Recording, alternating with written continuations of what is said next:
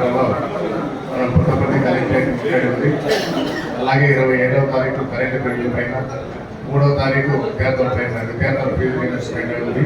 ఈరోజు ముఖ్యంగా రైతు వ్యవస్థ పైన, రైతు పడుతున్నటువంటి బాధల పైన, మన ప్రభుత్వంలో రైతు ఏ విధంగా లబ్ధి పొందాడు, తర్వాత ఈ ప్రభుత్వంలో ఏ విధంగా రైతు నష్టపోతున్నాడు అనేటువంటి విషయాన్ని జగన్మోహన్ రెడ్డి గారు గుర్తు చేసుకునేసి పోరుబాటులో ముందున్నారని చెప్పేసి ఫస్ట్ పోరుబాటులో భాగంగా జనవరి నెల 13వ తారీఖు అన్ని జిల్లా కేంద్రాలలో కలెక్టరేట్ ముట్టడి చేయవలసిందిగా మనకు ఆదేశాలు ఇచ్చి ఉన్నాడు.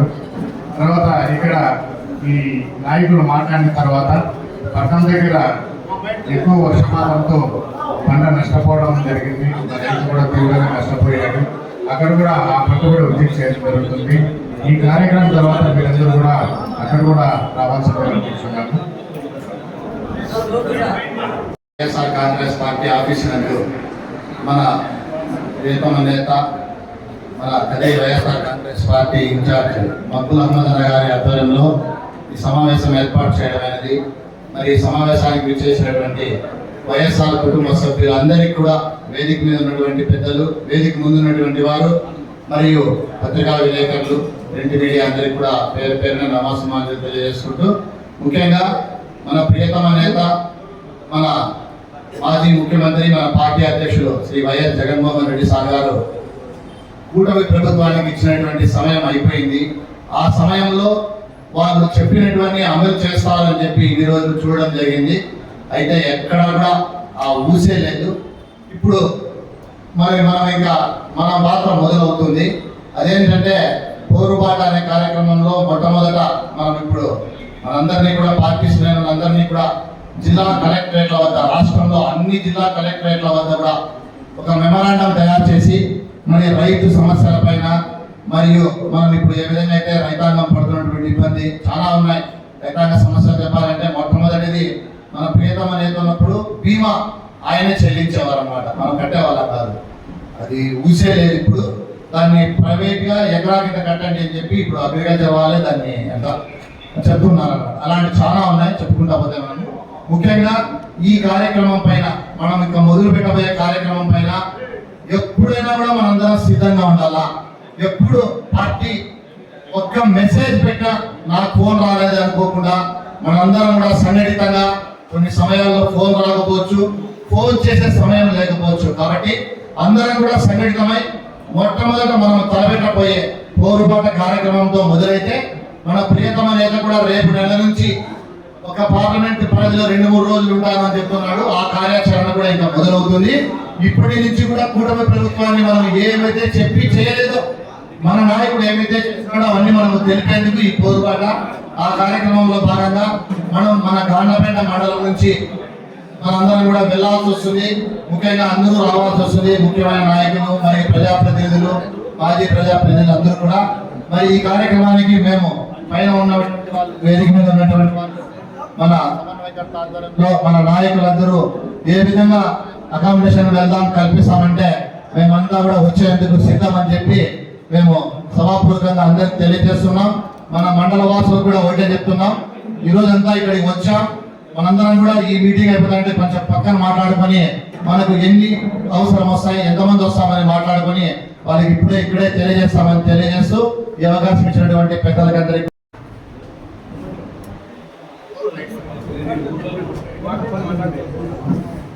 ఈరోజు ఇక్కడ సమావేశం నిర్వహిస్తున్నటువంటి పెద్దలకి, అలాగే వైఎస్ఆర్సీపీ కుటుంబ సభ్యులందరికీ పేరు పేరున నమస్కారం. మరి వైఎస్ జగన్మోహన్ రెడ్డి గారి రైతులు పడుతున్న కష్టాలు ఏమి, మరి వాళ్ళకి మనం ఏం చేస్తే బాగుంటుంది, మన ప్రభుత్వం ఉన్నప్పుడు మనం బాగా అన్ని చేసినాము.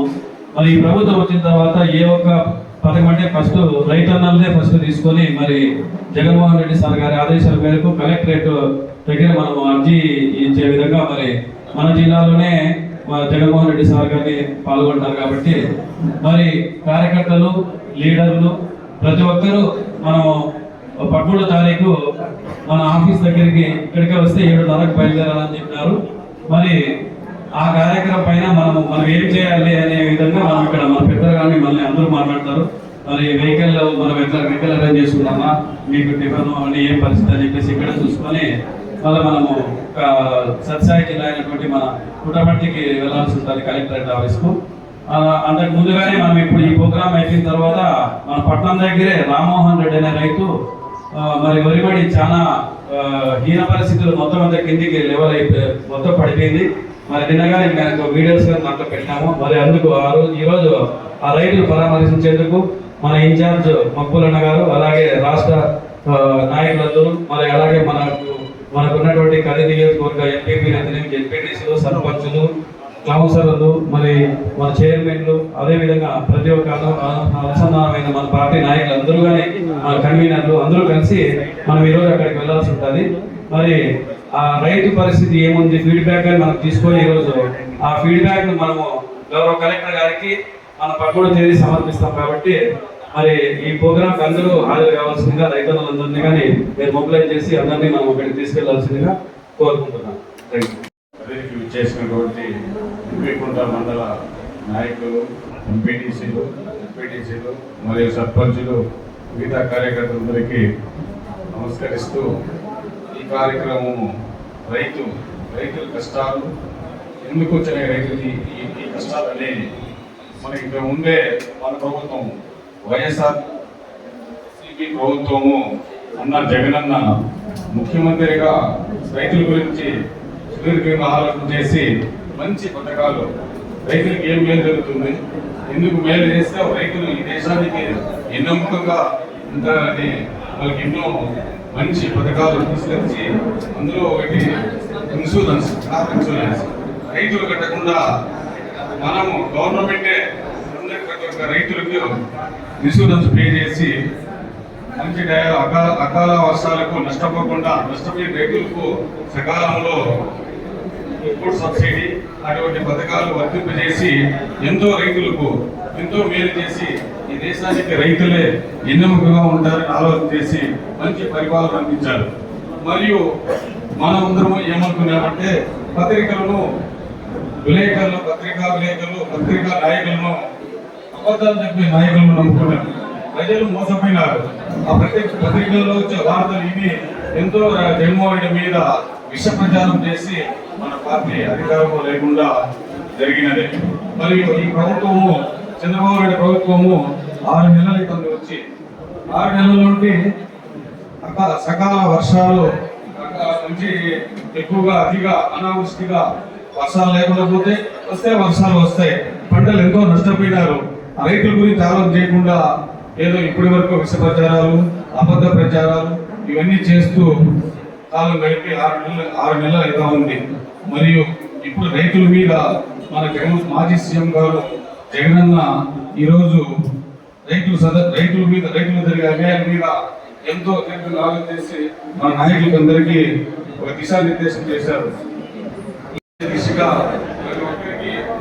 నియోజకవర్గ స్థాయిలో నాయకులందరినీ పిలిచి ఒక సమస్యను మనము కలెక్టరేట్ దృష్టికి తీసుకెళ్లాలని చెప్పి మన నాయకులందరూ పిలిపించి ఈ కార్యక్రమాన్ని ఏర్పాటు చేశారు.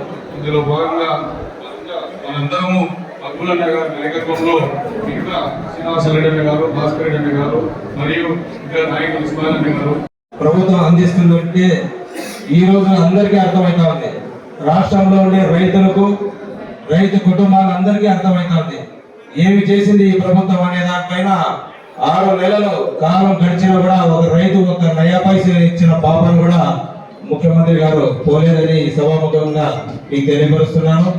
అదేవిధంగా ఇప్పుడు 13వ తేదీ జరిగే కార్యక్రమం గురించి వివిధ మండలాల నుంచి విచ్చేసిన అతి తక్కువగా మనకు ఎంపీపీలకు, జెడ్పీటీసీలకు, సమన్వయకర్తలకు అందరికీ పిలుపుయడం జరిగింది. కాబట్టి ఇక్కడ ఉన్న మనమే ఎగ్జాంపుల్ తలుపుల నుంచి మన నాయకులంతా ఈ మీటింగ్ అయిన తర్వాత కూర్చొని ఏ విధంగా ఎన్ని వెహికల్స్ పెట్టాలి అనే దానిపైన క్లారిటీ ఇక్కడే ఏ మండలాల్లో తీసుకుంటే కన్నా ఎక్కడ మనం స్టే కావాలి, అందరూ కలిసి ఎన్ని గంటలకు బయలుదేరాలి అనే దానిపైన ఒక క్లారిటీ దిగ్విజయంగా చేయాలి. ఇప్పటికే అందరూ మాట్లాడిన విషయాల గురించి ఎలా అన్వయం చేయాలనేది ఒక మాట్లాడారు కాబట్టి దాన్ని ఎలా చెప్తారు. కాబట్టి నేను నాకు ఈ అవకాశం ఇచ్చిన అందరికీ నమస్కారాలు. ఇప్పుడు రైతు బాట పోర్బాట అనే కార్యక్రమం ఎత్తుకుంటానే మన పార్టీ ఫస్ట్ మంచి కార్యక్రమం చేపట్టింది. రైతు పక్షాన నిలబడి పోరాట చేయడము చాలా సంతోషకరమైనది. రైతులు చాలా ఇబ్బందులు పడుతున్నారు. గిట్టుబాటు ధర లేకుండా, పంటలు రాక, ఇన్సూరెన్స్లు రాక చాలా ఇబ్బంది పడుతున్నారు. అదే మన జగన్మోహన్ రెడ్డి సారు ముఖ్యమంత్రిగా ఉన్నప్పుడు రైతుకు చేదోడు వాదోడుగా ఉండి వాళ్ళకు ఏమేమి కావాలో అవన్నీ ఇచ్చేవాడు. రైతు భరోసా ఈయన చెప్పినాడు. ఇప్పుడు వచ్చిన ముఖ్యమంత్రి అవి ఇవి కల్లిపల్లి మాటలు చెప్పి మళ్ళా అధికారం చేపట్టాడు. మన ప్రజలు, ఆంధ్ర ప్రజలు మోసపోతానే ఉన్నారు. ఆ చంద్రబాబు నాయుడు మాటలు చెప్తా ఎన్ని తూర్లు చెప్పినా మళ్ళా ఏదో ఇస్తారు, ఏమన్నా మంచి చేస్తాడేమో అని నమ్మి మరీ ఓట్లు వేశారు ఆంధ్ర ప్రజలు. కానీ ఆయన బుద్ధి ఏమీ మారదు. ఆయన పెద్దలు చెప్తారు ఒక్కొక్క గోదావరి వీధినా అది అట్టే ఉంటుంది. ఆ విధంగా ఈ చంద్రబాబు నాయుడు ఆయన ఇదే తంతే. ఆయన ఎప్పుడు అది ప్రజలకు ఇప్పటికే 6 నెలల్లో అర్థమైపోయింది. దానికి మనమందరము గట్టిగా కృషి చేస్తే మన పార్టీ మళ్ళా పూర్వభయం వచ్చి మన జగన్మోహన్ రెడ్డి గారిని మళ్ళా ముఖ్యమంత్రిగా చేసుకోవాల్సిందిగా కోరుతున్నాము. మీరు బెదరకుండా, ఇది మామూలే. కొంతమంది మన లీడర్ల పైన కేసులు పెట్టి అవి పెట్టి ఇవి పెట్టి బెదిరిస్తున్నారు. ఇవి ముందు నుంచి వచ్చే మాటలేవి జరిగేటివే. కానీ దీనికి ఏం భయపడకండి. మన వెనక మన లీడర్లు ఉన్నారు, వాళ్ళు మనం సపోర్ట్ చేస్తారు. ఇబ్బంది ఏం పడకుండా రేపు 13వ తేదీ మన కలెక్టరేట్కు పోవాల్సిందిగా అందరికీ పిలుపు ఇస్తున్నా మక్కులు గారి తరఫున. కావున మీరందరూ వచ్చి జయప్రదం చేయవలసిందిగా కోరుతున్నాం.